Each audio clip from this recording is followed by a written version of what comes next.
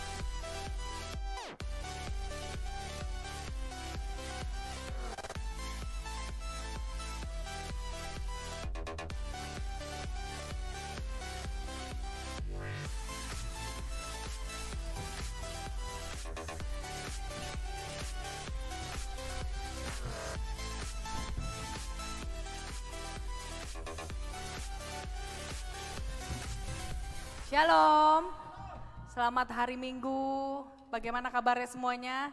Saya harap semuanya pasti diberkati Tuhan luar biasa. Yang di online selamat hari Minggu, selamat beribadah. Mari kita tundukkan kepala. Terima kasih Tuhan buat hari ini, buat hari yang Kau sudah berikan dan Kau jadikan Tuhan. Kami mengucap syukur Tuhan kalau kami boleh ada di tempat ini Tuhan, dalam keadaan sehat, dalam keadaan tidak kekurangan satu apapun juga Tuhan. Hari ini Tuhan kami mau serahkan seluruh hidup kami, seluruh masalah beban kami di bawah kaki-Mu Tuhan. Hari ini kami mau bersuka cita di dalam Engkau Tuhan. Kami mau memuji dan menyembah Engkau. Kami mau meninggikan nama-Mu Tuhan. Biar Engkau yang ditinggikan sore hari ini Tuhan. Tidak ada Tuhan yang lain selain Engkau Yesus yang layak ditinggikan.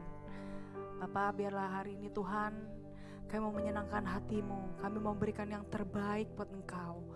Kami mau menyembah Engkau dalam roh dan kebenaran. Tuhan, hari ini Tuhan, kami mau berdoa buat ruangan ini Tuhan. Kasih yang daripada Tuhan, kemuliaan-Mu turun atas ruangan ini Tuhan. Biarlah Tuhan, kami mau memberikan waktu kami Tuhan, buat Engkau hari ini Tuhan. Kami mau mengucap syukur buat segala yang Kau berikan. Terima kasih Tuhan. Ambil waktu saat ini buat Tuhan. Kita mengucap syukur buat segala yang Tuhan berikan. Apapun yang terjadi dalam kehidupan kita, dalam musim apapun, kita tahu penyertaan Tuhan selalu ada buat setiap kita. Kita tahu Tuhan selalu ada menolong kita. Pertolongan Tuhan tidak pernah terlambat. Dia selalu tepat pada waktunya. Kita bersyukur atas semua yang Tuhan berikan buat keluarga kita dalam keadaan sehat, buat apapun yang kami miliki saat ini. Terima kasih Tuhan. Terima kasih Yesus. Haleluya. Terima kasih Tuhan. Terima kasih Yesus. Haleluya. Mari sama-sama kita katakan dengan saya. Katakan dengan apa ku balas kasih-Mu. Dengan apa ku membalas kasih-Mu yang ku terima dari-Mu. Dengan apa ku membalas cinta-Mu. Oh Yesusku, katakan ku mau bersyukur. Ku mau selalu bersyukur, selalu bersyukur. Kau Tuhan yang setia, yang selalu menopang. Ku mau selalu bersyukur, selalu bersyukur. Kau Bapa-Ku yang setia. Mari nikmati hadirat Tuhan, katakan lagi. Dengan apa ku membalas kasih yang ku terima dari-Mu. Dengan apa ku membalas cinta-Mu. Oh Yesusku, ku mau selalu bersyukur, selalu bersyukur. Kau Tuhan yang setia, yang selalu menopang. Ku mau selalu bersyukur, selalu bersyukur.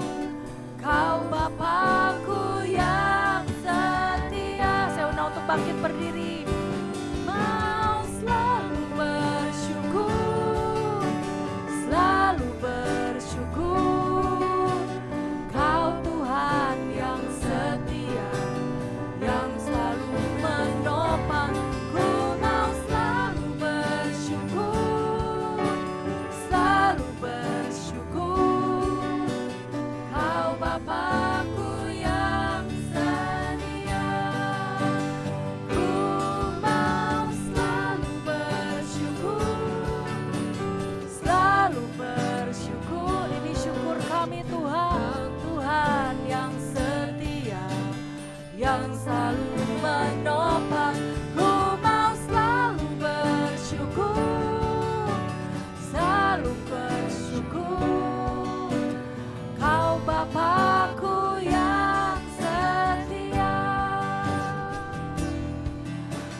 Kau Bapa-Ku yang setia, Kau Bapa-Ku yang setia. Haleluya. Kami mau bersyukur Tuhan buat kasih setia-Mu, buat penyertaan-Mu Tuhan, buat kebaikan-Mu. Kami mau bersyukur Tuhan. Haleluya. Terima kasih Tuhan. Kami tinggikan Engkau. Haleluya. Mari kita sembah Tuhan. Sembah Tuhan. Dia yang layak ditinggikan, Dia yang layak disembah. Yesus Tuhan, Yesus Engkau bertata. Kami tinggikan Engkau Yesus. Haleluya, haleluya, haleluya. Terpujilah Engkau Yesus, Engkau layak Tuhan.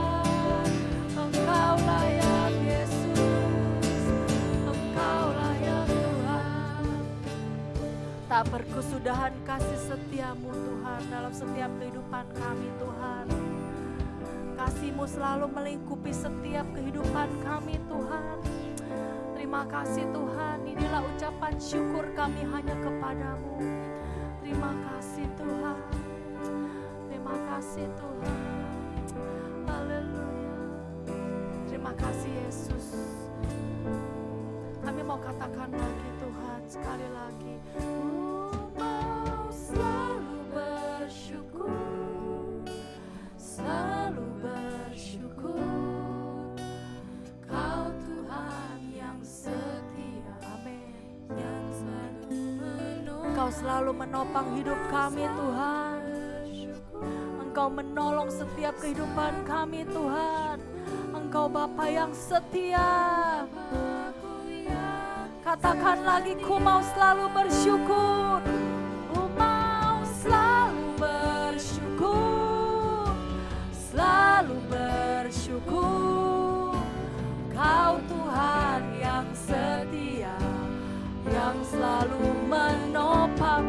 Ku mau selalu bersyukur, selalu bersyukur. Kau Bapakku yang setia. Sekali lagi katakan, mau selalu bersyukur. Ini penghormatan kami kepada Engkau Tuhan. Engkau layak terima pujian penyembahan kami. Yang selalu menopang. Ku mau selalu bersyukur, selalu bersyukur. Kau Bapakku yang setia. Kau Bapakku, Kau Bapakku yang setia. Kau Bapakku, Kau Bapakku yang setia. Terima kasih Tuhan, terima kasih Yesus. Haleluya, haleluya. Terima kasih Tuhan, haleluya. Terima kasih Tuhan. Ini penyembahan kami Tuhan, haleluya. Siapa memuji Tuhan hari ini? Mana suaranya haleluya? Amin. Kita tahu Tuhan yang menuntun setiap langkah kita ya. Karena Dia yang memegang setiap tangan kita. Amin. Terima kasih Tuhan.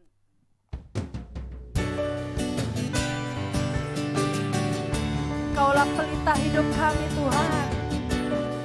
Terima kasih Tuhan. Haleluya. Setiap langkahku, tangan-Mu menuntun jalanku. Karena Kau pelita hidupku, yang selalu bersinar jalanku. Kasih-Mu, kasih-Mu sempurna, selalu baru tiada habisnya.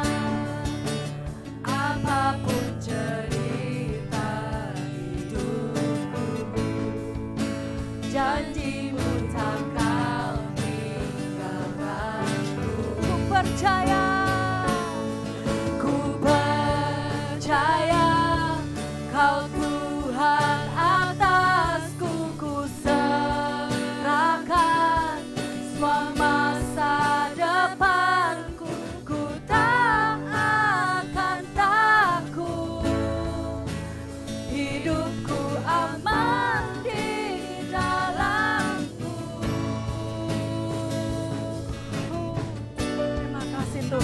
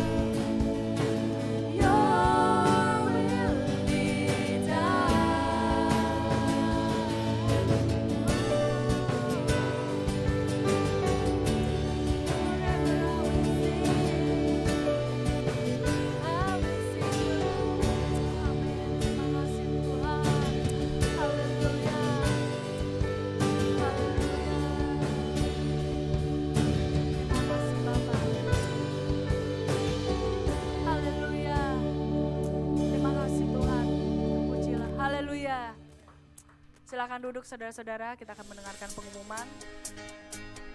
Shalom, IJF Wellington. Selamat datang di retreat kita di tahun 2022. Saya percaya tahun ini akan menjadi tahun yang luar biasa buat saudara dan saya. Hai guys, gimana retreat kemarin? Seru-seru kan? Seru dong pastinya. Here's a glimpse of our journey retreat. Check it out. Gosok! Last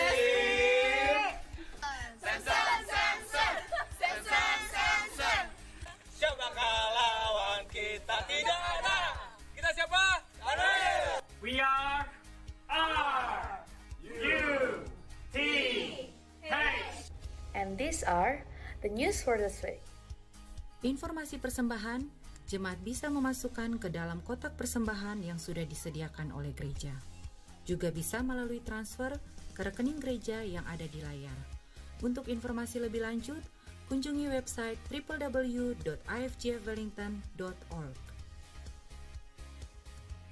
Shalom IFGF Wellington, minggu ini kita akan mengadakan iCare di beberapa tempat. Untuk informasi lokasi dan waktu, silakan menghubungi iCare leader masing-masing. Shalom, Men's Care bulan ini akan diadakan pada tanggal 28 Mei, hari Sabtu jam 6 sore. Untuk keterangan lebih lanjut bisa menghubungi Anthony. So guys, that's the news for this week. Gimana? Seru-seru kan? Jangan lupa ikut iCare dan prayer meeting. Happy Sunday guys!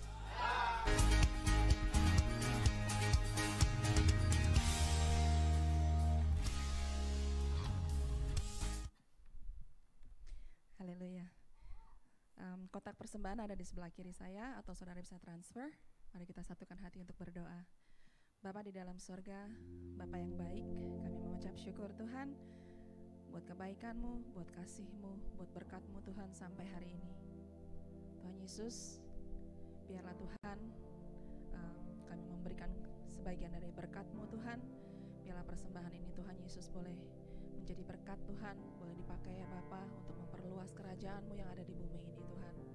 Pakai Tuhan, biarlah persembahan kami ini boleh berkenan di hadapan Tuhan.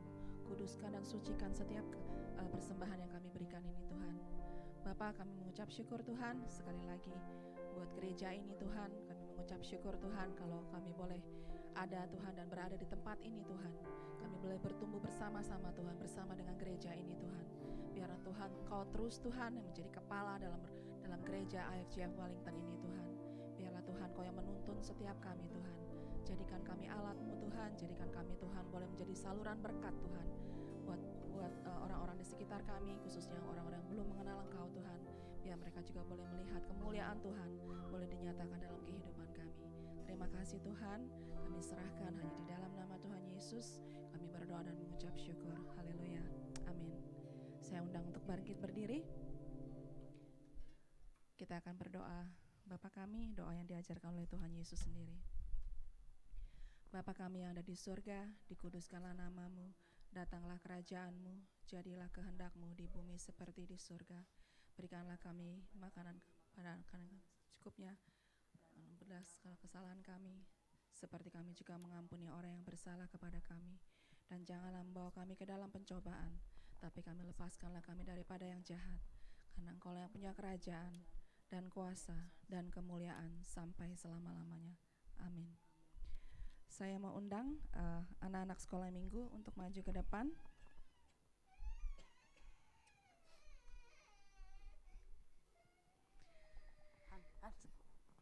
Sebelum saya berdoa, saya mau bagikan di Amsal 22 ayat 6 dikatakan, didiklah orang muda menurut jalan yang patut baginya, maka pada masa tuanya pun ia tidak akan menyimpang daripada jalan itu. Atau dalam bahasa Inggrisnya dikatakan, train up a child in the way he should go, and when he is old, he will not depart from it. Saudara, kita mau angkat tangan kita sama-sama. Yuk kita berdoa buat anak-anak ini, buat guru-guru sekolah minggunya. Seperti firman Tuhan katakan, kita mengucap syukur buat guru-guru sekolah minggu yang ada. Mereka mengajar mereka untuk hidup takut akan Tuhan. Yuk kita sama-sama berdoa. Bapa di dalam surga, kami mengucap syukur Tuhan buat anak-anak ini yang Tuhan percayakan Tuhan, yang ada di gereja kami ya Bapa. Tuhan Yesus, walaupun mereka masih kecil Tuhan, Mungkin banyak hal yang mereka nggak ketahui Tuhan, tapi biarlah Tuhan iman mereka boleh terus bertumbuh Tuhan. Dari pengajaran-pengajaran yang kami berikan buat mereka Tuhan, dari Tuhan orang tua mereka Tuhan, dari guru-guru sekolah minggu Tuhan. Biarlah Tuhan, walaupun mereka masih kecil Tuhan, biarlah iman mereka terus bertumbuh ya Tuhan. Pengenalan akan Engkau terus bertambah dan bertambah ya Tuhan. Sehingga suatu hari Tuhan mereka boleh sungguh-sungguh mengenal siapa Tuhannya. Mereka sungguh-sungguh boleh percaya akan Engkau Tuhan Yesus, Tuhan Juru Selamat pribadi mereka. Tuhan Yesus, kami serahkan anak-anak kami ini ke dalam tangan-Mu. Kau yang menuntun, Kau yang menyertai Tuhan. Biarlah Roh-Mu yang terus ada bersama dengan mereka Tuhan. Mungkin Tuhan Kau buka telinga dan mata rohani mereka Tuhan. Mereka boleh mengerti, mereka boleh menerima firman yang boleh ditaburkan pada hari ini. Bapak, kami juga memberkati Tuhan guru-guru sekolah minggu yang bertugas pada hari ini Tuhan, yang melayani mereka Tuhan. Bapak, kami tahu gak mudah ya Tuhan, tapi kami percaya Kau memberikan mereka kesabaran Tuhan. Kau memberikan Tuhan kata-kata yang baru ya Tuhan dalam mulut guru-guru sekolah minggu ini di dalam nama Tuhan Yesus. Sehingga anak-anak ini boleh mengerti Tuhan, anak-anak boleh understand Tuhan siapa Tuhan mereka, dan mereka boleh sungguh-sungguh mengasihi Engkau Tuhan. Terima kasih Tuhan, Kau memberkati Tuhan ruangan yang mereka pakai. Kau tutup bungkus semuanya Tuhan dengan kuasa darah Yesus. Kami serahkan mereka ke dalam tangan-Mu Tuhan. Hanya di dalam nama satu yang tunggal Yesus Kristus kami berdoa dan mengucap syukur. Haleluya. Amin.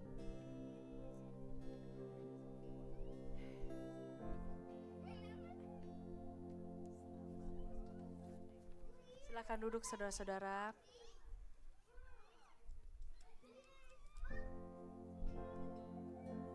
Kita tetap tinggal dalam hadirat Tuhan. Saya percaya hadirat Tuhan ada di tempat ini. Pribadi lepis pribadi, berhubungan langsung bersama Tuhan. Ambil waktu saat ini, ambil waktu. Karena waktu ini cuma sedikit, tapi saya percaya kita datang seperti wanita yang mengurapi Tuhan Yesus hari ini. Kita datang dengan hati yang penuh memberikan sesuatu buat Tuhan. Karena Dia sudah memberikan yang terbaik buat setiap kita di tempat ini. Gak ada satu alasan untuk kita tidak bisa mengucap syukur. Hari ini sama-sama saya percaya Roh Kudus ada di sini. Kita buka hati buat Roh Kudus hari ini. Kita buka hati buat Roh Tuhan hari ini. Karena kita tidak bisa berjalan tanpa bimbingan Roh Tuhan. Tanpa bimbingan Roh Kudus kita tidak bisa menghadapi hidup ini. Terima kasih Tuhan. Terima kasih Tuhan. Engkau baik Tuhan. Roh Kudus, kami mau mengundang Engkau ada di tempat ini. Memenuhi setiap hati kami Tuhan. Menghibur setiap kami yang lemah. Menguatkan hati kami Tuhan. Menolong setiap dalam pilihan-pilihan hidup kami Tuhan. Kami percaya Engkau ada di tempat ini. Terima kasih Yesus. Haleluya. Haleluya. Terima kasih Tuhan. Terima kasih Yesus. Haleluya. Come Holy Spirit, fall on me now. I need your anointing, come in your power. I love you, Holy Spirit, you're captivating my soul. And every day I grow to love you more. Katakan, come Holy Spirit, come Holy Spirit, fall on me now. I need your anointing, come in your power. Holy Spirit, you're captivating my soul. And every day I grow to love you more. Saya mengundang untuk bangkit berdiri sama-sama. Reaching for your heart, you hold my life in your hands, drawing me closer to you. I feel your power in you. Nothing compares to this place where see you face to face. I worship you in spirit and in truth. I'm reaching for your heart. You hold my life in your hands, drawing me closer to you. I feel your power in you. Nothing compares to this place where I can see you face to face. I worship you in spirit and in truth. Biar kemuliaan turun atas tempat ini. Sama-sama kita katakan. Datang Roh Kudus, kau ku rindu. Dengan minyak yang baru urapiku, mengalir penuhiku, mengalir pulihkanku. Kuasamu bebaskan hidupku. Katakan datang Roh Kudus. Datang Roh Kudus, kau ku rindu. Dengan minyak yang baru urapiku, mengalir penuhiku, mengalir pulihkanku. Kuasamu bebaskan hidupku. Satu yang ku rindu, bersekutu denganmu. Bawaku lebih lagi tinggal di dalammu. Nikmati hadiratmu, jamalah seluruh hidupku. Urapanmu mengubah hidupku. Satu yang ku rindu, satu yang ku rindu, bersekutu denganmu. Bawaku lebih lagi tinggal di dalammu. Nikmati hadiratmu, bawalah seluruh hidupku. Urapanmu mengubah hidupku. Satu yang ku rindu, bersekutu denganmu. Bawaku lebih lagi tinggal di dalammu. Nikmati hadiratmu, jamalah seluruh hidupku. Urapanmu mengubah hidupku. Urapanmu mengubah hidupku. Urapanmu mengubah hidupku. Oh, kami nikmati hadiratmu Tuhan, hadiratmu Tuhan. Bawalah kami Tuhan, lebih lagi Yesus, lebih lagi Tuhan, dekat padamu. Haleluya. Mari kita sembah Tuhan, mari kita sembah Tuhan.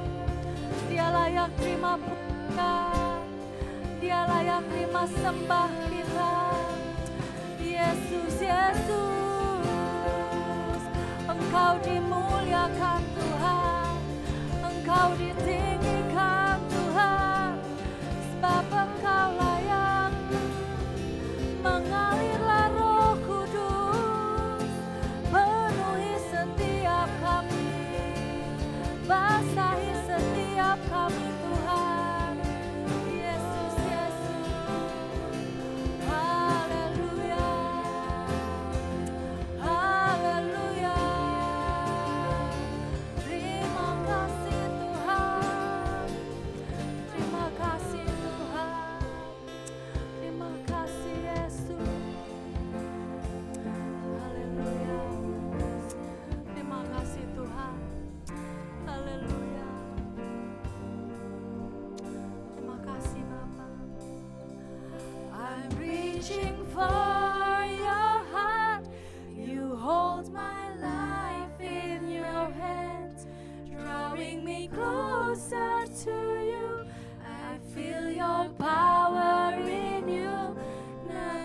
compares to this place where I can see you face to face. I worship you in spirit and in truth. I'm reaching for your heart.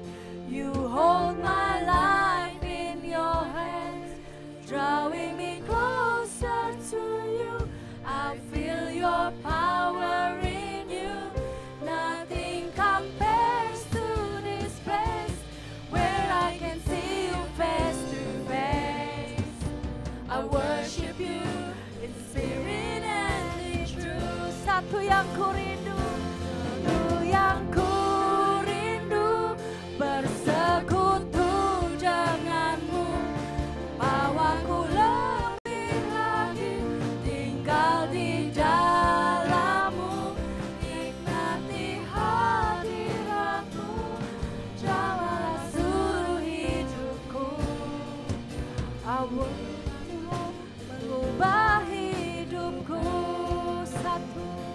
satu yang ku rindu, bersekutu denganmu, bawaku lebih lagi, tinggal di dalammu, nikmati hadiratmu, jamalah seluruh hidupku. Urapanmu mengubah hidupku, urapanmu mengubah hidupku, urapanmu mengubah hidupku.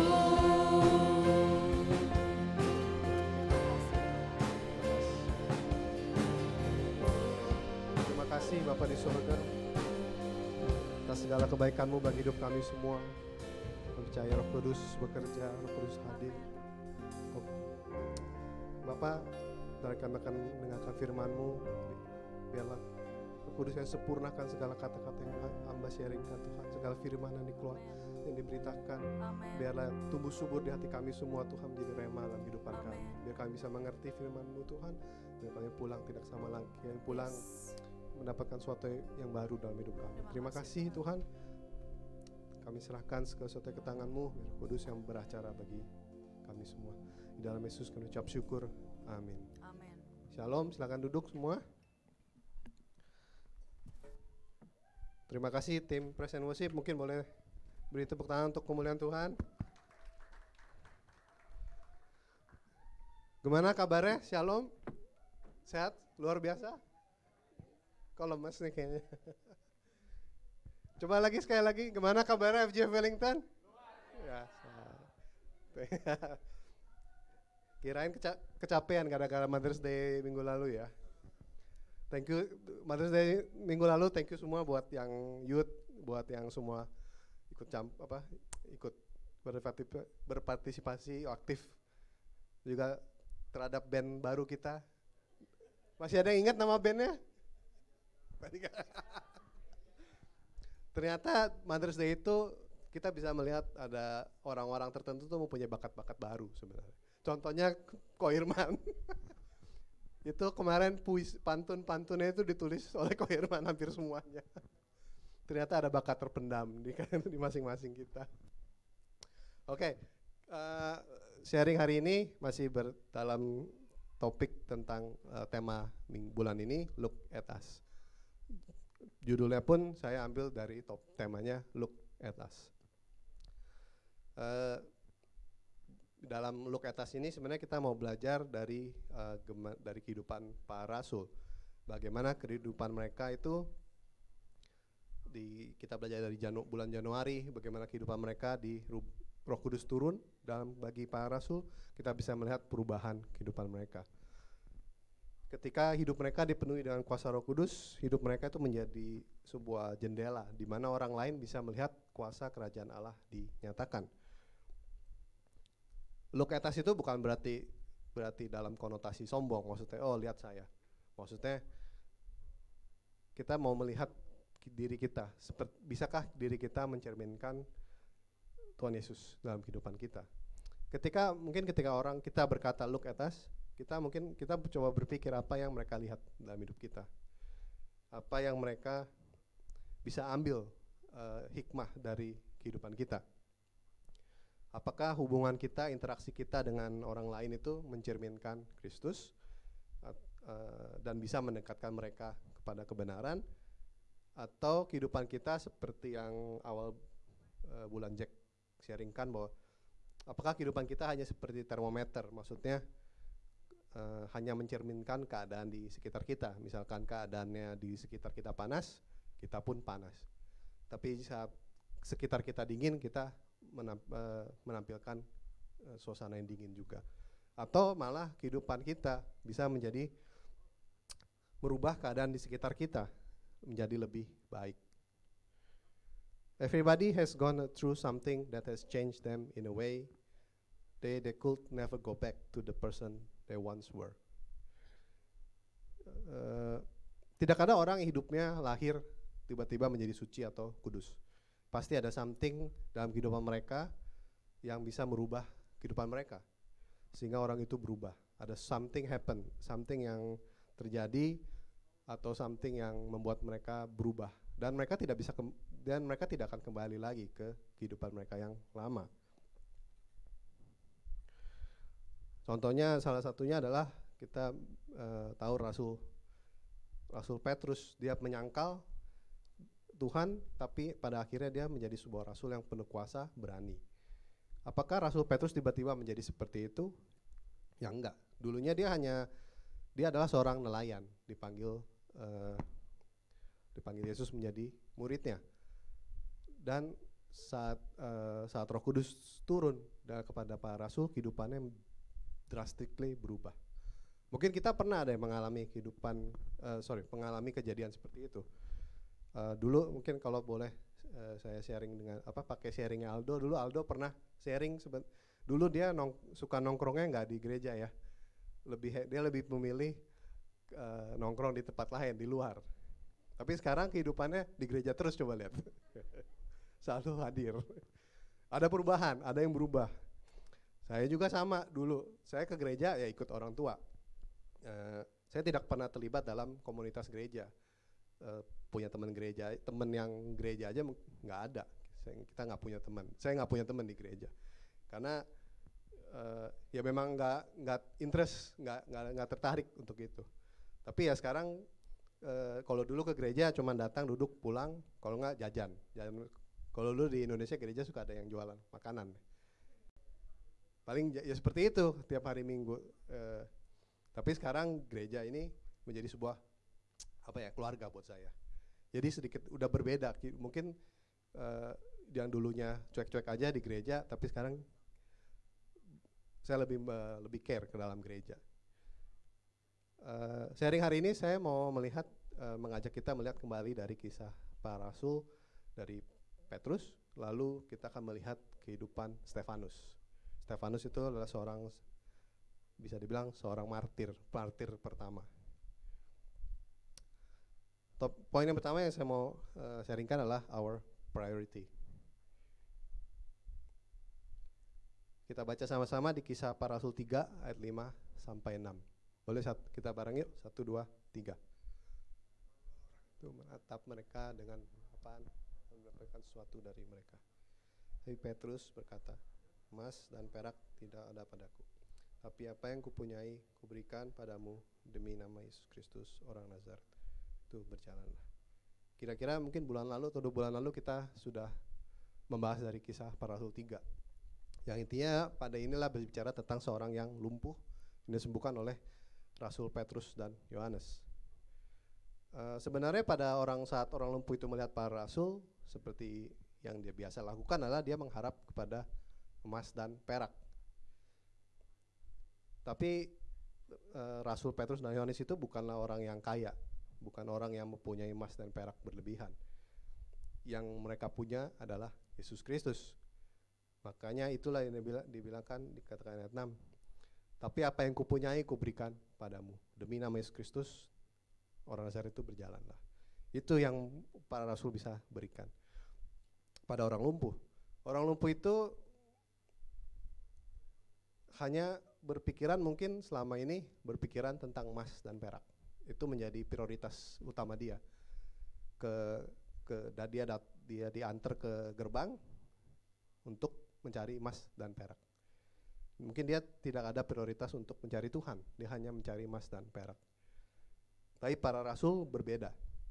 Para rasul itu tidak, ya kalau kita misalkan kita punya emas dan perak, kita punya uang, biasa kalau kita kartu ATM-nya kita taruh di dompet ya, dekat dengan kita istilahnya supaya aman. Para rasul tidak membawa emas dan perak di dalam saat perjalanan ya, berarti kemungkinan besar mereka memang tidak punya. Tapi yang mereka punya adalah Yesus Kristus. Para rasul mungkin tidak menganggap emas dan perak itu prioritas utama mereka, bukan hal yang terpenting dalam kehidupan mereka. Paulus berkata di 2 Korintus 4 ayat 7. Boleh kita baca sama-sama yuk? 1, 2, 3. We now have this light shining in our heart, but we ourselves are like fragile clay jars containing this great treasure. This make clear that our great power is from God, not from ourselves. Dikatakan that is a great treasure. This light shining in our heart is the great treasure. Itulah harta yang terbesar, bahwa ada terang dalam kehidupan, dalam hati mereka. Terang itu dikatakan kalau kita baca di ayat 1-6 adalah cahaya Injil tentang Yesus Kristus. Jadi kalau kita bisa ambil kesimpulan dari Paulus, apa yang Paulus katakan, bahwa Yesus Kristus adalah hal terpenting dalam kehidupan para rasul, karena kehidupan Rasul Paulus. Makanya dia bilang this is the great treasure. Apa aplikasinya buat kita? Kalau kita tahu kita mempunyai susunan prioritas dalam kehidupan kita, pasti ada hal yang kita anggap paling penting itu kita prioritasnya di atas, betul ya, paling utama. Misalkan kalau kita menganggap posisi itu penting, kita pasti dalam pekerjaan, dalam kehidupan kita yang kita cari adalah posisi.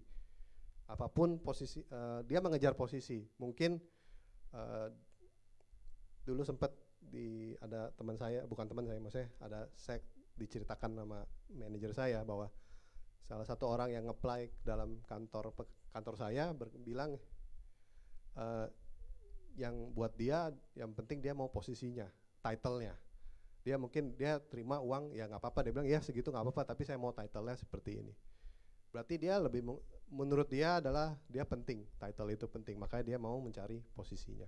Walaupun mungkin uang yang diterima dari pekerjaan itu ya mungkin sama aja, nggak beda jauh. Tapi yang menurut dia yang penting adalah saya mau title-nya seperti ini. Kalau uang menjadi sebuah prioritas utama kita, hal yang paling penting, dan uang itu akan menjadi prioritas utama kita. Kita akan lebih yang penting mementingkan uang dibandingkan hal-hal lainnya. Jadi pertanyaannya apa yang terpenting dalam hidup kita masing-masing? Kalau para rasul berkata the great treasure is yang tadi, cahaya Injil Yesus Kristus. Berarti kalau kita mau belajar dari kehidupan para rasul, kita mau jadikan Tuhan Yesus Kristus adalah hal yang terpenting dalam kehidupan kita. Kalau Yesus Kristus adalah yang terpenting bagi kita, mau jadikan dia dalam prioritas utama kita. Kita jangan menukar Tuhan Yesus dengan hal-hal lain seperti uang atau pekerjaan kita. Mungkin kita khawatir gimana dengan uang dan berikutnya apapun hal itu. Tapi dikatakan di Lukas 12 ayat 31 dikatakan, carilah kerajaannya maka semuanya itu akan ditambahkannya kepadamu. Yang disuruh cari adalah kerajaan Tuhan Yesus terlebih dahulu, dan semuanya akan ditambahkan. Artinya kita tidak usah cari pun Tuhan akan memberikan. Yang penting kita cari yang utamanya dulu, apa? Yaitu kerajaan Tuhan. Saya percaya jika kita semua menaruh Tuhan, kita anggap Tuhan adalah yang terpenting dalam kehidupan kita akan dirubahkan juga oleh Roh Kudus. Kehidupan kita akan menjadi semakin lebih serupa dengan Tuhan Yesus. Poin yang kedua yang saya mau sharingkan adalah our character. Karakter ilahi, yang ilahi itu lahir dari sebuah hubungan kita dengan hubungan yang benar dengan Roh Kudus. Karena kita pernah, mungkin kita tahu semua ya apa sih karakter ilahi itu. Kita baca dari Galatia 5 ayat 22 sampai 23. Mungkin kita baca sama-sama yuk. 1, 2, 3. Roh ialah kasih, sukacita, damai sejahtera, sabaran, kemurahan, kebaikan, kesetiaan, kelembah lembutan, penguasaan diri, yang adalah hukum yang tentang hal-hal itu. Inilah karakter ilahi. Karakter ini lahir karena kita mempunyai relasi dengan Roh Kudus. Makanya ya ini disebut buah roh. Hubungan apa? Seperti apa sih hubungan kita yang bisa menghasilkan buah-buah roh? Kita mau hidup kita kalau kita baca di Galatia 5 ayat 16, saya akan bacakan, maksudku ialah hiduplah oleh roh, maka kamu tidak akan menuruti keinginan daging. Jadi kalau saya bacakan dari bahasa Inggrisnya, so I say, let the Holy Spirit guide your life, that you won't be doing what sinful nature crave. Jadi hubungan yang baik itu adalah kita mau membiarkan Roh Kudus yang guide our life. Kita mau membiarkan Roh Kudus yang pimpin hidup kita, supaya kita bisa menghasilkan buah roh itu, supaya kita mempunyai karakter kita dirubahkan. Mungkin yang tadinya kita bisa melihat dari buah-buah roh, karakter kita berubah. Dulu Jack pernah cerita kalau dia disalib, waktu itu di mana gitu, dia disalib sama orang lain, panasnya luar biasa. Maksudnya dia langsung nggak mau ngalah. Tapi setelah itu dia diingatkan oleh Roh Kudus, apa yang dia lakukan adalah tidak benar, tidak baik. Mungkin yang tadinya kita tidak bisa mengontrol, contohnya hawa nafsu kita. Kita lebih suka, apalagi dengan internet, semua kita paling mengikuti hawa nafsu seperti lihat pornografi atau apapun itu. Sekarang mungkin kita bisa berubah dengan dekat dengan Roh Kudus, hidup dipimpin Roh Kudus, kita diberi self control. Kita bisa mengontrol diri kita, menjauhkan diri kita dari hawa nafsu seperti itu. Semuanya itu adalah karya Roh Kudus dalam hidup kita. Kita bisa dirubahkan. Tadi saya sebut kita belajar dari Rasul Petrus juga. Rasul Petrus dikatakan di Matius 26:75, maka teringatlah Petrus akan apa yang katakan Yesus kepadanya. Sebelum ayam berkokok, engkau telah menyangkal aku 3 kali. Lalu ia pergi keluar dan menangis dengan sedihnya. Itu Rasul Petrus saat Yesus sudah peringatkan ini akan terjadi, dan memang terjadi saat Yesus ditangkap. Rasul Petrus menyangkal Yesus sebanyak 3 kali. Tapi apa yang terjadi di Kisah Para Rasul? Setelah Roh Kudus turun, Rasul Petrus menjadi orang yang berani membela Tuhan Yesus. Dikatakan di Kisah Para Rasul 4 ayat 13. Ketika sidang itu melihat keberanian Petrus dan Yohanes dan mengetahui bahwa keduanya orang biasa yang tidak terpelajar, heranlah mereka dan mereka mengenal keduanya sebagai pengikut Yesus. Kehidupannya berubah, ada perubahan sebelum dan sesudah penuh dengan Roh Kudus. Kita mau seperti itu, kita mau hidup kita dipimpin oleh Roh Kudus supaya karakter kita berubah. Karakter kita menjadi karakter ilahi sesuai buah-buah roh. Orang yang hidupnya penuh Roh Kudus itu dicari-cari juga sebenarnya sama orang. Bukannya nggak ada nggak berarti gitu. Maksudnya jangan kita berpikir Roh Kudus itu hanya untuk kita secara rohani. Tapi enggak, di luar sana sebenarnya orang mencari orang-orang yang penuh Roh Kudus. Nanti saya jelaskan di bawah. Paling gampang adalah contohnya kalau kita interview buat kerjaan. Misalkan kalau di Indonesia biasanya suka ditulis minimal IPK 3 untuk bisa masuk kerjaan ini, atau punya pengalaman. Atau mungkin kalau yang mau ngambil computer science atau masuk ke dalam programming pasti ditanya minimal kamu bisa bahasa programming Java atau C#. Atau kalau yang mau jadi accountant pasti diminta backgroundnya kamu harus ditulis requirementnya background accounting. Nggak mungkin kita ngelamar, saya nggak mungkin ngelamar sebagai chef dengan tulisnya pengalaman saya, oh saya bisa bahasa programming ini, nggak ada hubungannya dengan chef. Ternyata kalau kita baca di kita akan baca di Kisah Para Rasul 6, orang yang penuh Roh Kudus itu adalah salah satu requirement yang dicari oleh para rasul. Maksudnya apa? Kita baca di Kisah Rasul 6 ya. Kita baca sama-sama yuk. 1, 2, 3.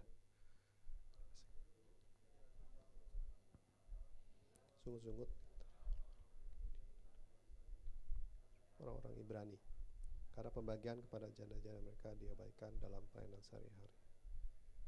Berhubungan dengan itu, ke-12 rasul itu memanggil semua murid berkumpul dan berkata, kami tidak merasa puas karena kami melalaikan firman Allah untuk melayani meja. Karena itu, saudara-saudara, pilihlah 7 orang dari antaramu yang terkenal baik dan yang penuh roh dan hikmat, supaya kami sendiri dapat memusatkan diri. Setelah itu terima baik oleh seluruh jemaat. Lalu mereka memilih Stefanus, seorang yang penuh iman dan Roh Kudus, dan Filipus, Prokhorus, Nikanor, Timon, Nikolas, penganut agama Yahudi dari. Jadi saat itu karena pelayanan para rasul sudah mulai banyak berkembang, ada sedikit komplain dari orang-orang yang percaya, orang-orang Yahudi yang berbahasa Yunani.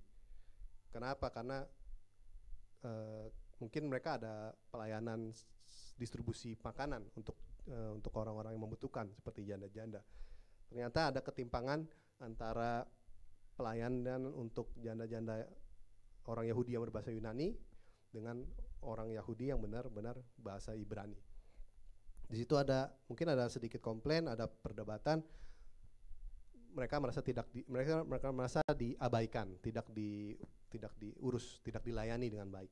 Makanya para rasul pun harus turut tangan dalam mengatasi permasalahan itu, dalam pelayanan itu. Tapi para rasul itu kan tugas utamanya adalah untuk memberitakan firman, untuk mengajarkan firman Tuhan. Makanya dia bilang kita butuh orang untuk membantu mereka dalam pelayanan diakonia ini, melayani seperti orang janda-janda, orang yang membutuhkan. Tapi syaratnya apa? Syaratnya orang itu harus terkenal baik dan penuh dengan roh. Itu requirement yang diset oleh para rasul. Jadi ternyata orang yang penuh Roh Kudus itu dicari dalam pelayanan. Mereka mau orang-orang yang punya karakter yang baik dan penuh dengan Roh Kudus. Salah satunya yang dipilih adalah Stefanus. Dan tadi di ayat ke-5 ini dikatakan mereka memilih Stefanus, seorang yang penuh iman dan Roh Kudus. Hanya Stefanus yang disebut seorang yang penuh iman dan Roh Kudus. Mungkin Stefanus ini benar-benar orang yang penuh dengan Roh Kudus, sangat mempunyai karakter yang sangat baik, makanya disebut seperti itu. Maka dia dipilih untuk membantu pelayanan para rasul dalam membagi-bagi makanan. Kalau kita membaca terus di ayat 8 sampai seterusnya, Stefanus ini bukan hanya mempunyai karakter yang baik, tapi dia juga mempunyai karunia dan kuasa dari Tuhan dan sangat berhikmat. Dan dia bisa menyembuhkan banyak orang juga dalam pelayanannya. Dia itu adalah orang yang penuh Roh Kudus. Bukan itu saja, kalau kita baca terus nanti kita melihat bahwa Stefanus itu disidang oleh ahli-ahli Taurat. Tapi dia tetap setia mengatakan apa yang benar. Dia tidak kompromi, dia tidak sampai pada akhir hidupnya pun dia tetap mengatakan kebenaran. Dia tidak tidak kompromi dengan dalam keadaan apapun itu, dia tetap mengatakan kebenaran. Itulah karakter ya orang yang penuh dengan Roh Kudus. Saya percaya Stefanus bisa melakukan semuanya itu karena dia dikatakan orang yang penuh Roh Kudus. Dia tetap setia, mempunyai integritas. Kita mau belajar dari Stefanus bahwa kita mau karakter kita seperti itu, mempunyai karakter ilahi. Saya pernah mendengar kesaksian seseorang, dia melayani Tuhan, tapi dia juga hidup dengan penuh iman dan Roh Kudus. Dia bekerja sebagai office boy di sebuah perusahaan, Office boy itu ya kita tahu mungkin bukan posisi yang tinggi, mungkin posisi yang bisa dikatakan hampir semua orang bisa melakukan kalau mereka mau. Tapi walaupun posisi dia tidak tinggi, dia tetap bekerja dan melakukan yang baik, tetap melakukan yang terbaik. Dia bertahun-tahun melakukan pekerjaan itu dengan baik, datang pagi awal, bersih-bersih semua, dia melakukan semuanya dengan baik. Pada ternyata suatu saat ketika bosnya ini memang sudah memperhatikan orang ini dari awal, gimana orang ini bekerja, kejujurannya, dan bosnya juga suka mengetes dengan meninggalkan uang di meja kerja atau meninggalkan dompet di meja kerja. Dia mau melihat apakah office boy ini bakal ngambil uang sedikit nggak, atau bagaimana dia menghadapi situasi di mana orang tidak melihat dan mereka bisa mengambil. Saya percaya office boy itu mungkin gajinya nggak tinggi, mungkin dia melihat uang, oh ya ada kesempatan dia bisa ambil kalau dia mau. Tapi pada akhirnya dia tidak mengambil, dia tetap bekerja seperti biasa, penuh integritas. Pada suatu saat bosnya bilang sama dia, kamu mau nggak saya promosiin menjadi bagian operasional? Mungkin dan office boy ini bertanya kenapa saya bisa dipromosikan. Ya itu bosnya bilang, dia selamanya ini dia melihat integritas orang ini berlaku jujur, mempunyai karakter yang bisa dipercaya, makanya dia mau mempromosikan orang ini. Speak with honesty, think with sincerity, act with integrity. Kita mau hidup kita seperti itu. Kalau kita mengaku kita adalah orang Kristen, kita sudah lama bergereja, mungkin kita sudah dipenuhi juga oleh Roh Kudus, tapi apakah karakter kita mencerminkan buah-buah roh yang sudah dikatakan tadi? Kalau mungkin belum, berarti mungkin hidup kita belum dituntun oleh Roh Kudus. Mungkin kita tidak membiarkan Roh Kudus memimpin hidup kita. Mungkin kita harus pikirkan itu supaya nanti kalau kita bercermin, kita bilang look at us, kita bisa, orang-orang di sekitar kita bisa melihat karakter ilahi kita. Ilahi itu ada dalam hidup kita. Caranya dengan hidup kita dipimpin oleh Roh Kudus. Poin yang terakhir yang saya mau sharingkan adalah our heart. Kita masih mau belajar dari Stefanus. Kita mau belajar dari akhir hidup Stefanus. Jadi Stefanus itu mungkin ini bacaannya dari Kisah Para Rasul 7. Mungkin saya akan summary-kan aja sedikit. Jadi Stefanus itu saat dalam pelayanannya banyak orang Yahudi yang tidak suka dengan pelayanan dia, dan dia pun dituduh oleh saksi-saksi palsu yang berkata bahwa ia menghujat hukum Taurat, menghujat Tuhan. Makanya Stefanus ini diseret, dibawa ke dalam persidangan oleh Mahkamah Agama karena dia dikatakan menghujat Tuhan, menghujat hukum Taurat, menghujat Musa. Dan di saat di sidang itu Stefanus malah menjawab dengan penuh hikmat. Dia menceritakan bagaimana sebenarnya kalian, maksudnya orang-orang Yahudi, mereka sendiri adalah orang-orang yang menolak pemimpin mereka. Dulu Musa, kalau kita ingat ceritanya Musa saat dia masih di Mesir, orang Israel menolak Musa saat bilang siapakah yang mengangkat kamu menjadi pemimpin. Mereka malah takut dengan Musa dan menolak Musa untuk pergi. Dan ternyata Musa, setelah itu kan kita tahu Musa pergi dari Mesir dan Tuhan menampakkan diri dalam bentuk api. Malah Tuhan mengutus Musa kembali untuk membebaskan orang Israel. Musa yang tadinya ditolak oleh orang Israel menjadi pemimpin mereka untuk membawa keluar dari Mesir. Jadi Stefanus menceritakan bahwa kamu dulu seperti ini, kamu bapak leluhur kamu seperti ini. Juga dikatakan bahwa kalian ini adalah saat Musa sudah membawa keluar dari tanah Mesir, mereka menolak lagi, mereka mau kembali ke Mesir. Mereka menolak lagi pimpinan Musa. Dikatakan juga sama seperti itu, kalian juga menolak Yesus Kristus. Bahwa Yesus Kristus adalah Mesias, tapi kamu tolak, malah kamu hukum dia di kayu salib. Karena apa yang Stefanus katakan, orang-orang Mahkamah Agama itu marah. Ya mungkin karena mereka tahu itu ternyata kebenaran. Jadi mereka merasa tersinggung, mereka marah. Dia menyeret Stefanus lalu melempari batu.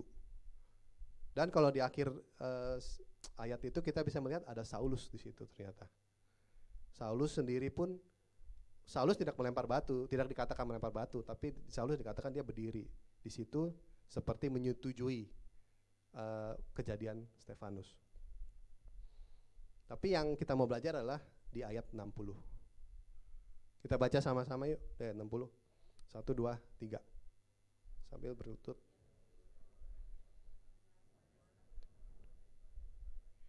Dengan perkataan itu, meninggallah ia.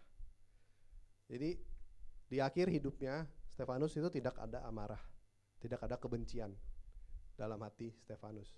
Dia bisa mengasihi musuhnya. Dia berdoa supaya musuh-musuhnya ini tidak dikutuk oleh Tuhan, tidak berdoa supaya Tuhan tidak menanggungkan dosa ini kepada mereka. Kita bisa belajar juga, ini sebenarnya sama seperti yang Tuhan Yesus katakan di Lukas 23 ayat 34. Yesus berkata, ya Bapa, ampunilah mereka, sebab mereka tidak tahu apa yang mereka perbuat. Dan mereka membuang undi untuk membagi pakaiannya.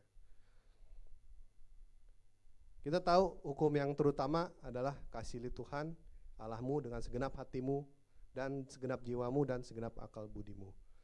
Ada yang ingat hukum yang kedua itu apa? Kasihilah sesamamu seperti dirimu sendiri. Kita semua setuju ya, itu hukum yang pertama dan yang kedua. Dan dikatakan sama, hukum itu sama. Kasihilah sesamamu manusia. Sesama manusia itu apa? Apakah yang hanya berbuat baik kepada kita, itu sesama kita, atau juga seperti kejadian Stefanus? Apakah orang yang melempari batu itu bukan sesama manusia? Apakah kasih hukum itu tidak berlaku untuk mereka? Kita baca di Matius 5 ayat 43 sampai 8. Ini menurut saya memperjelas kasih sesama manusia. Kita baca sama-sama yuk, 1, 2, 3. Kamu telah mendengar firman, kasihilah sesama manusia dan bencilah musuhmu. Tapi aku berkata kepadamu, kasihilah musuhmu dan berdoalah bagi mereka yang menganiaya kamu. Karena dengan demikian, kamu menjadi anak-anak Bapamu yang di sorga, yang menerbitkan matahari bagi orang yang jahat dan orang yang baik, dan menurunkan hujan bagi orang yang benar dan orang yang tidak benar. Apabila kamu mengasihi orang yang mengasihi kamu, apakah upamu? Bukankah pemungut cukai juga berbuat demikian? Dan apabila kamu hanya memberi salam kepada saudara-saudaramu saja, akan lebih daripada buatan. Bukankah orang yang tidak mengenal Allah pun berbuat demikian? Karena itu, haruslah kamu sempurna sama seperti Bapamu yang di sorga adalah sempurna. Jadi kasih sama manusia ini juga mencakup mengasihi orang yang dikatakan musuh kita. Orang yang musuh kita biasanya nggak baik ya sama kita, nggak mungkin yang musuh baik. Kalau kita mengasihi orang yang baik, ya seperti dikatakan di ayat tadi, ya apakah upamu? Semua orang bisa melakukan hal itu gampang. Gampang untuk mengasihi orang yang baik kepada kita. Tapi saat orang itu berbuat something atau berbuat jahat kepada kita, apakah kita bisa mengasihi kembali seperti firman Tuhan? Itu dikatakan adalah baru haruslah kamu sempurna, berarti itu adalah hal yang sempurna kita bisa lakukan. Bahwa kasih yang sempurna adalah kasih yang mengasihi semuanya, tanpa walaupun dia baik atau tidak bagi kita. Gampang nggak? Nggak ya, susah. Tapi ya seperti kita mau belajar dari Stefanus. Apa yang membedakan kita dengan Stefanus? Stefanus kita udah tahu bahwa dia adalah orang yang penuh dengan Roh Kudus. Saya percaya Roh Kudus yang memimpin dia, bukannya Stefanus sendiri yang membuat bisa mampu untuk berkata seperti itu. Saya percaya Roh Kudus yang memimpin dia. Makanya kita mau seperti Stefanus penuh dengan Roh Kudus. Dulu ada teman saya pernah kesaksian bahwa dia adalah korban bom gereja di Indonesia. Dulu mungkin saya lupa tahunnya, saat masih banyak bom di Indonesia. Menjelang Natal itu, jadi gereja dia salah satu gereja dia itu kena bom, dan dia berada di situ, di sana saat kejadian itu. Jadi dia bisa melihat bagaimana gedung gerejanya runtuh, sampai dia melihat mayat temannya sendiri yang kena bom, namanya udah kena bom pasti ya mayatnya nggak mungkin rapi ya, pasti hancur. Dia melihat mayat, melihat kejadian seperti itu, pasti dia dari hatinya dia itu timbul rasa benci, rasa apa ya? Ya pasti kesel, benci itu pasti ada dalam hatinya. Dan dia juga bilang dia punya rasa benci dan dia sama sekali tidak mau ngomong tentang kejadian itu. Kalau ada kejadian itu, dia ada orang yang ngomong, ada menyinggung hal-hal seperti itu, dia rasanya marah langsung. Kayaknya ya emang hatinya dia dipenuh dengan kebencian itu karena dia masih menyimpan semuanya itu. Dan bukan itu saja, hal itu membuat dia menjadi keras. Karakternya menjadi keras kepada orang, kasihnya dia tidak bisa benar-benar mengasihi karena masih ada kebencian dalam hatinya.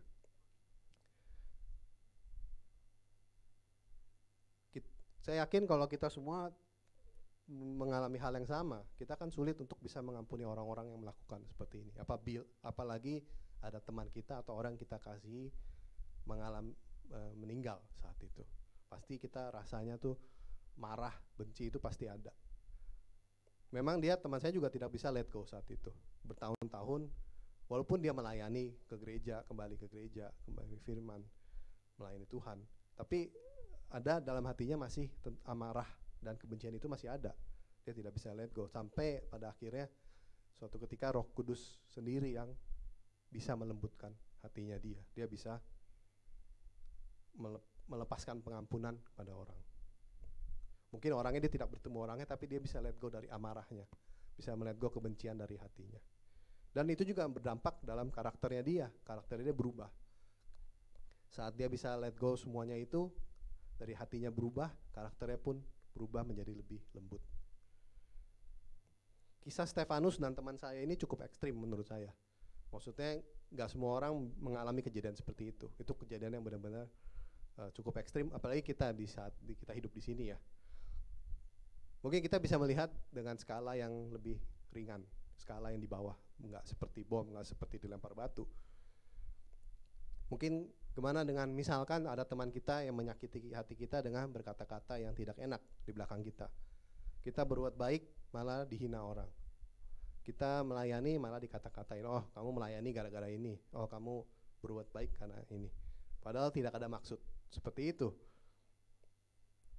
Itu rasanya pasti juga sakit hati, bener ya? Mungkin juga hubungan kita dengan orang tua seperti itu.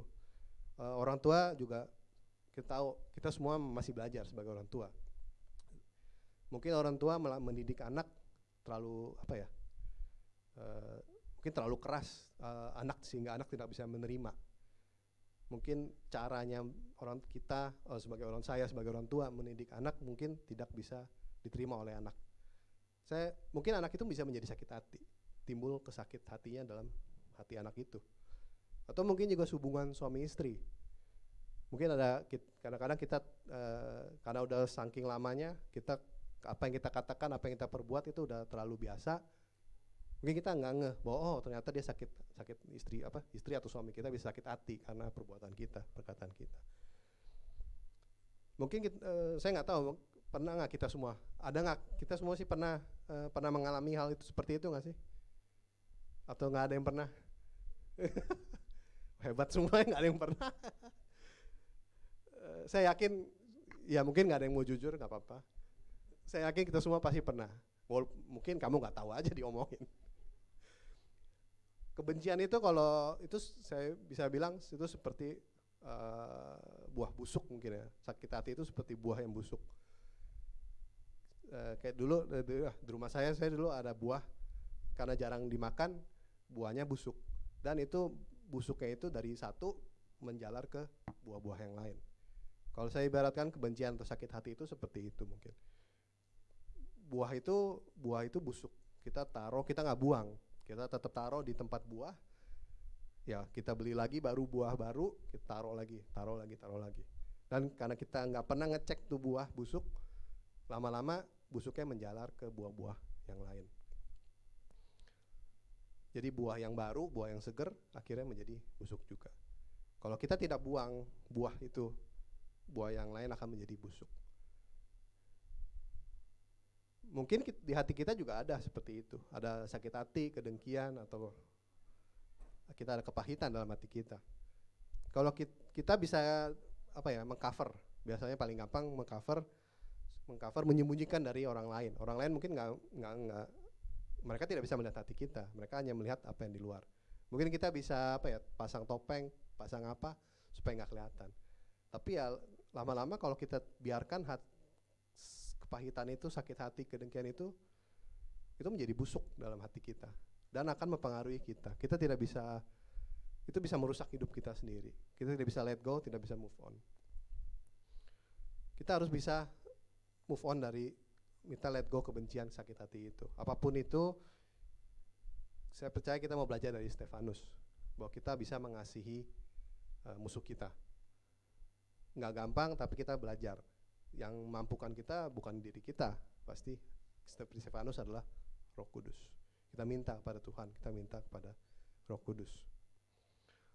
Mungkin saya minta tim presiden musik untuk naik. Christianity is not a theory but a life, not a philosophy of life but a life and a living process. Kekristenan itu bukan teori, bukan juga filosofi.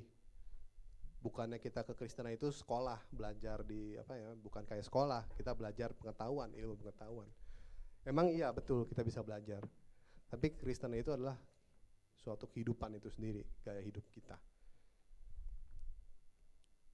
Bagaimana kekristenan itu adalah menjadi gaya hidup, bagaimana kita bisa menjalani hidup kita sehari-hari. Dan semuanya adalah proses, dikatakan is a living process. Jadi prosesnya terus-menerus terjadi. Bukannya instan dan bukan hanya teori dari buku yang kita baca, oh kita udah ngerti teorinya. Tapi kita harus bisa mempraktekannya juga, melakukannya. Dengan 3 poin yang saya sharingkan itu semua intinya adalah kepenuhan dengan Roh Kudus. Kita mau belajar dari para rasul Stefanus. Hidup mereka tidak gampang, tidak istilahnya tiba-tiba langsung hidupnya langsung kaya raya atau apa. Tidak, para rasul tidak ada mereka tidak hidup kaya raya. Hidup mereka yang mereka utamakan adalah Tuhan Yesus.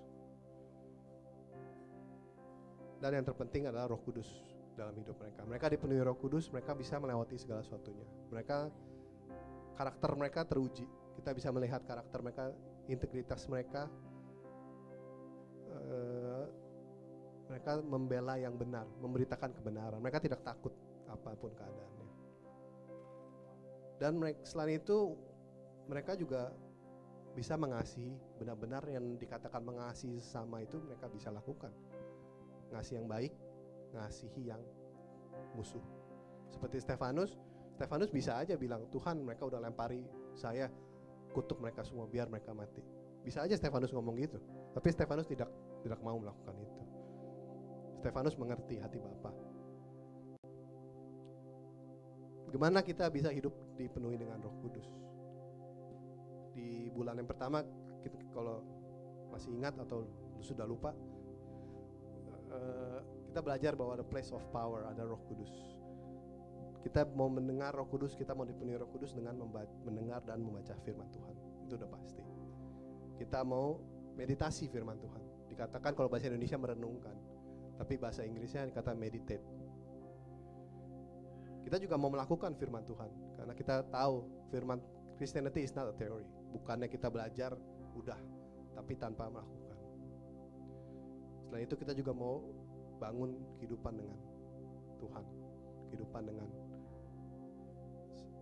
teman-teman juga, fellowship bersama, supaya kita tumbuh bersama dalam ini. Saya percaya dengan itu Roh Kudus akan kita akan dipenuhi oleh Roh Kudus, dan kita juga mau biar supaya hidup kita dipimpin oleh Roh Kudus, supaya kita bisa belajar seperti kehidupan kita bisa menjadi seperti para rasul, punya karakter yang ilahi. Mari kita bangkit semua berdiri, kita akan selesai.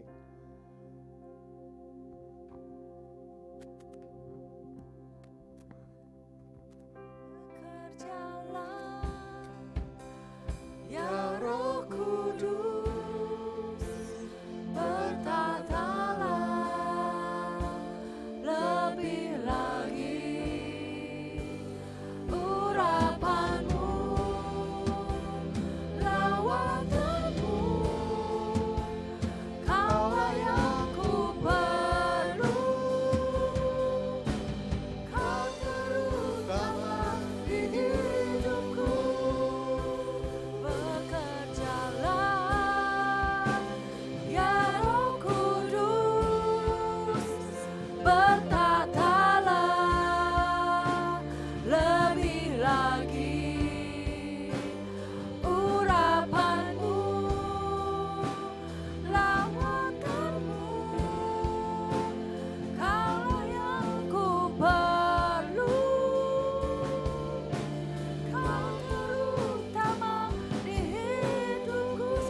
katakan bekerjalah. Bekerjalah ya Roh Kudus, bertatalah lebih lagi urapanmu, lawatanmu, kaulah yang ku perlu. Mari kita mau nyanyikan lagi, bekerjalah ya Roh Kudus dalam kehidupan kita semua. Bekerjalah ya Roh Kudus, berkatalah lebih lagi urapanmu, lawatanmu, kaulah yang ku perlu, kau terutama di hidupku.